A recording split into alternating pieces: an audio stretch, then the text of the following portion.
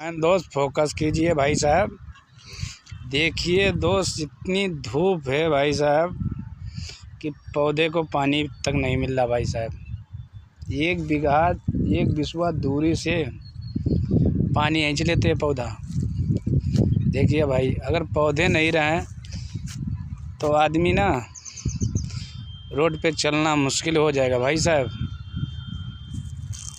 छाया के लिए आजकल आदमी बहुत ज़रूरत है भाई साहब। धूप के लिए भाई, धूप लगती है तब पता चलता है। कोई पेड़ मिल जाता भैया, बैठ लेता। तब तो जंगल जल्दी साफ़ कर दो सब।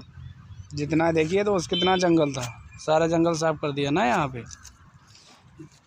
पेड़ पौधे रहते, बात दूसरी रहती है। मई जून के महीने में पेड़ पौधे साथ देते हैं और कोई साथ नहीं देता भैया। वीडियो अच्छा लगे लाइक फॉलो ज़रूर करना दोस्त।